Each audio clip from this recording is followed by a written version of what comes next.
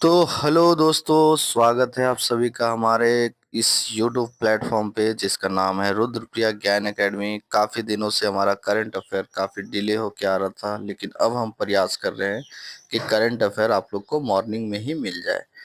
तो चलिए शुरुआत करते हैं आज के करंट अफेयर्स का। और आज दिन है 24 अप्रैल और आज की ताज़ा खबरें कुछ इस तरह से हैं आपके नज़दीक में।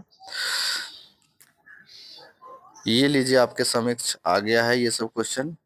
नौवे इंडिया इंटरनेशनल वाटर वीक का विषय क्या है? What is the theme of the 9th edition of India International Water Week?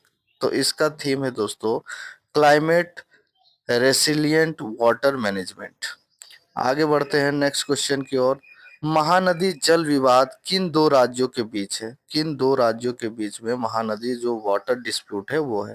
तो आप सभी जानते हैं महानदी उड़ीसा और छत्तीसगढ़ के बीच में, उड़ीसा और छत्तीसगढ़।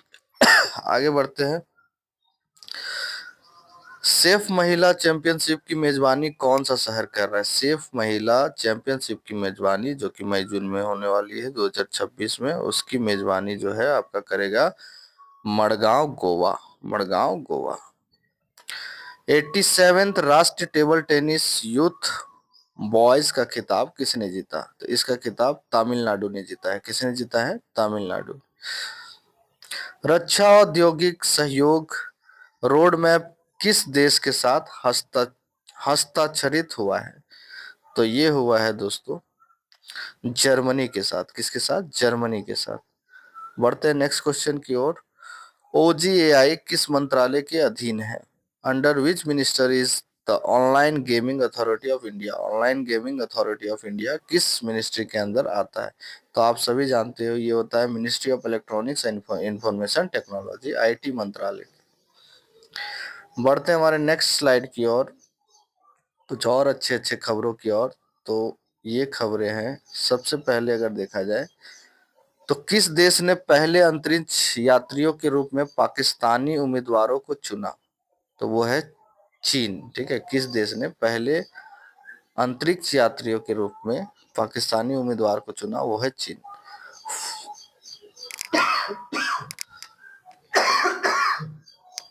आप सभी जानते हो चीन और पाकिस्तान का रिलेशन काफी अच्छा है, जिसके कारण ये सब चीजें हो पा रही है। Former CM Nadendla Bhaskar Roy belongs to which state? किस स्टेट से बिलोंग करते हैं? तो ये है आंध्र प्रदेश। कहाँ से है? आंध्र प्रदेश। इनका 31 दिन का ही टेन्यूर था। जैसे कोई वनडे के लिए बनता है तो ये 31 डेज के लिए बने थे। Which Indian Navy ship participated in Divex 2026 in Colombo? Colombo में डाइवेक्स 2026 में किस नौसेना जहाज ने भाग लिया था? तो ये था आपका आईएनएस निरीक्षक। आईएनएस निरीक्षक। Which country passed the tobacco and वेप्स bill? किस देश ने तंबाकू और वेप्स बिल पारित की है? तो यह है यूनाइटेड किंगडम। कौन है? United kingdom. Which ministry started the VM Frames competition for 150 years of Vande Mataram? VM frames प्रतियोगिता में किस मंत्रालय ने शुरू किया है? तो ये है VM मीन्स वंदे मातरम। तो ministry of culture, ministry of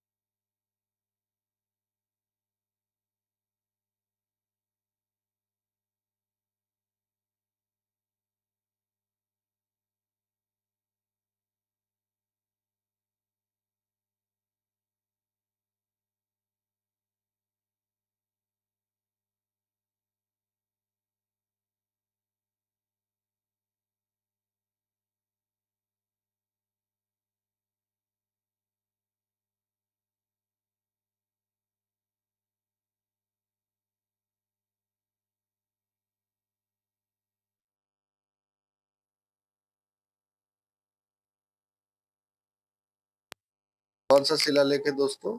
13वां शिलालेख में किया गया है। ठीक है,